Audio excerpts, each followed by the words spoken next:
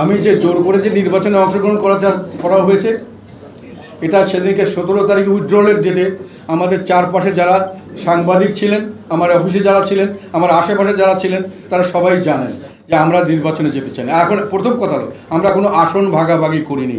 আমাকে যখন নির্বাচন প্রসেসে না আনলে তখনই দল নিয়ে যাওয়ার কথা, নিয়ে এলে রওশন এরশাদকে দিয়ে তারা নির্বাচন করাবে।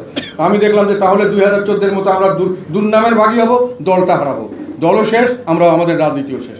যেমন কথা আসবে যে জাতীয় পার্টি অফিসিয়ালি গেছে, তো আমরা যদি যাই ঠিক মতোই যাবো। আমরা বলেছিলাম যে তাহলে আমাদেরকে নির্বাচন করতে দিতে হবে।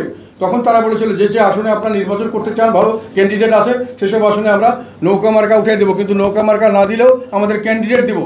আমি বলছি সেটাই দেন, আমরা নির্বাচন করব, আমাদের নির্বাচন হেরে গেলে হেরে যাবো, আমরা আসন ভাগাভাগি করিনি। এটা প্রচারণা করছে, আমাদের লোক কিছু ভুল বুঝেছে, আমাদের ক্যান্ডিডেটরা ভুল বুঝেছে।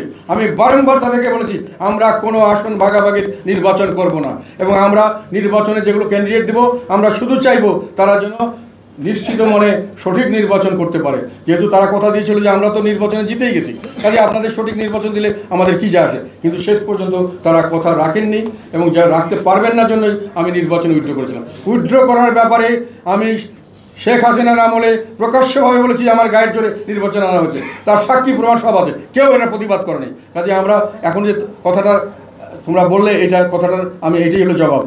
ভুল বুঝেছে, আমাদের ক্যান্ডিডেটরাও ভুল বুঝেছে।